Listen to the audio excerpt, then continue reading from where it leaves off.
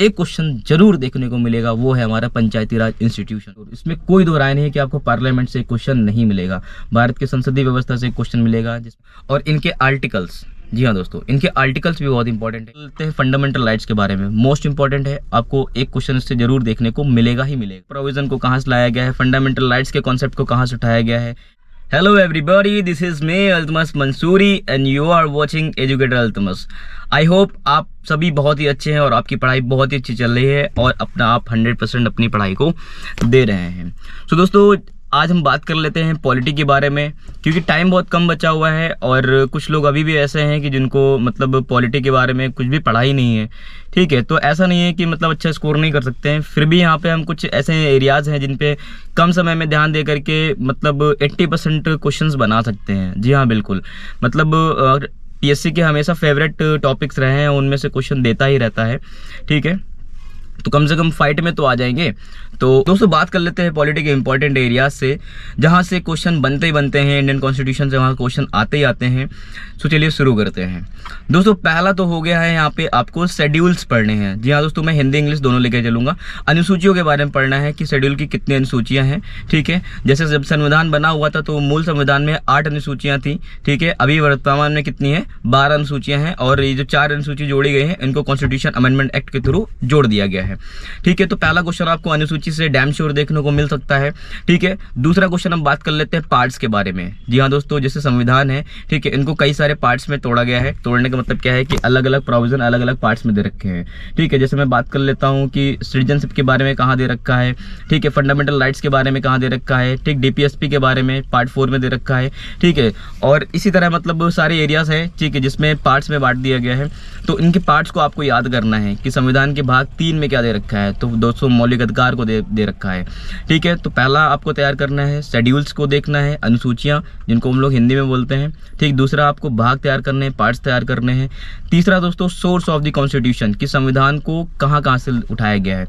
हमें पता है कि 2 वर्ष 11 महीने 18 दिन हमारे संविधान को तैयार करने में लगे हुए हैं और इनको अलग अलग कंट्री से उठाया गया है। तो ऑस्ट्रेलिया से क्या लाया गया है। ठीक है, इमरजेंसी के प्रोविजन को कहाँ से लाया गया है, फंडामेंटल राइट्स के कॉन्सेप्ट को कहाँ से उठाया गया है।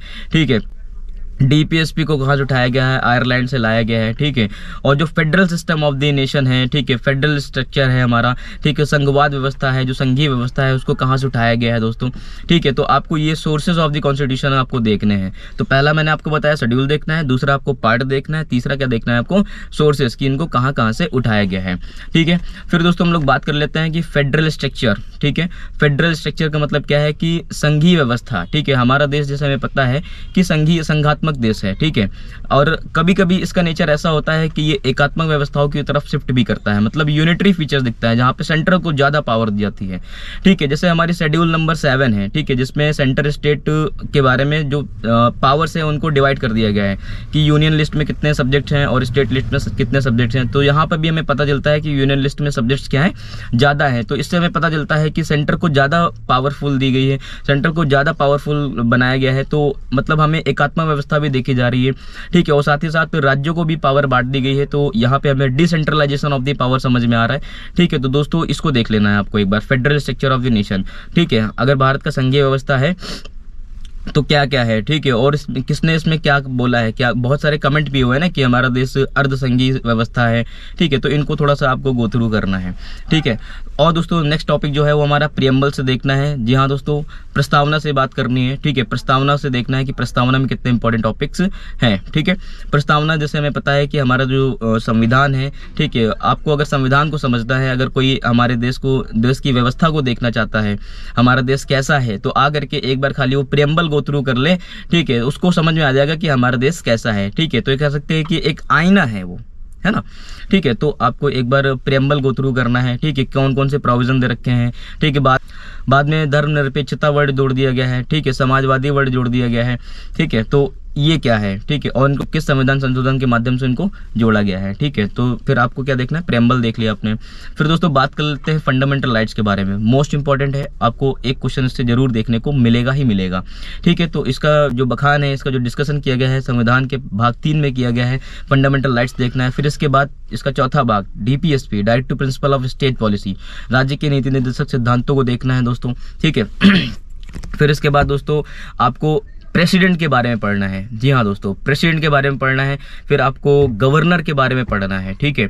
राज्य के लिए गवर्नर के बारे में और केंद्र के लिए राष्ट्रपति के बारे में पढ़ना है। इनकी कौन कौन सी पावर्स होती है, इनको अपॉइंट कैसे किया जाता है, इनका इलेक्शन कैसे होता है, ठीक है। डायरेक्ट इलेक्शन होता है, इनडायरेक्ट वोटिंग होती है, क्या होता है, और इनको हटाने का प्रावधान क्या है, महाभियोग जिसको बोलते हैं, और इनके आर्टिकल्स।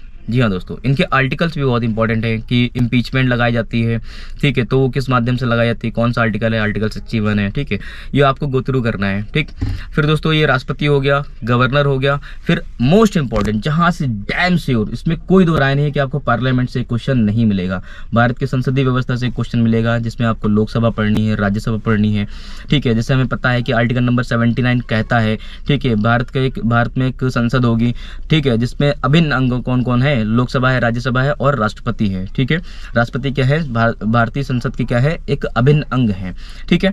तो राष्ट्रपति तो आपने देख लिया। फिर यहाँ पे जब parliamentary form of the government पढ़ेंगे था तो उसमें लोकसभा देखेंगे, राज्यसभा देखेंगे, ठीक है, आपको ये देखना है। फिर इमरजेंसी के बारे में पढ़ना है, जैसे कि हमें पता है राष्ट्रपति के पास कैसी होती है, ठीक है, आपातकालीन शक्तियाँ होती हैं। आपातकालीन शक्तियाँ कौन कौन से आर्टिकल्स में यूज़ होते हैं, 352 है, 355 है, 360 है, कितने प्रकार की इमरजेंसी हम लोग हमारा देश इम्पोज करता है, ठीक है। और उसमें जब इमरजेंसी लगती है तो कौन कौन से आर्टिकल इसमें मतलब रोक दिए जाते हैं, कौन कौन से आर्टिकल को मतलब खारिज किया जा सकता है, कौन सा आर्टिकल काम करता है, ठीक है। तो ये सारी चीज़ें आपको देखना है। फिर दोस्तों मोस्ट इंपॉर्टेंट टॉपिक है, आपको बता रहा हूँ, ठीक है, जो जिससे एक क्वेश्चन जरूर देखने को मिलेगा वो है हमारा पंचायती राज इंस्टीट्यूशन।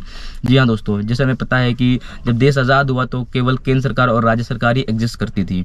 बाद में हम लोगों ने क्या किया पंचायती राज इंस्टीट्यूशन को लेकर क्या है, ठीक, स्थानीय निकाय को लेकर क्या है, ठीक है, 3 tyres form of the governments लेकर क्या है, ठीक है, लोकल एंड सेल्फ गवर्नमेंट जिसको हम लोग बोलते हैं, ठीक है। जैसे कि गांव में ग्राम पंचायत हो गई, ठीक है, नगर पालिका हो गया, नगर निगम हो गया, इनके बारे में आपको पढ़ना है, ठीक है। इनके लिए कौन कौन सी कमेटी बैठाई गई थी, बलवंत राय मेहता कमेटी आई थी, अशोक मेहता समिति आई थी, ठीक है, JV राव समिति आई थी, ठीक है, गडगल कमेटी आई थी, तुंगुन कमेटी आई थी। आपको ये सारी चीज़ें देखना है, ठीक, इनको क्रम देख लेना है, पहले कौन कौन से आया, दूसरा कौन कौन से आया, आप देखेंगे तो आपको डैम श्योर इसमें समझ में आएगा, ठीक है।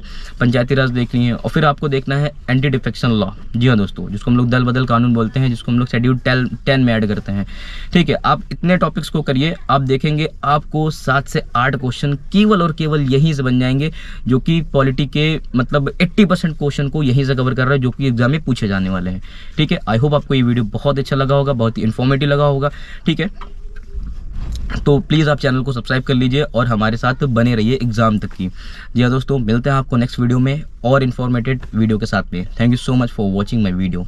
Thank you.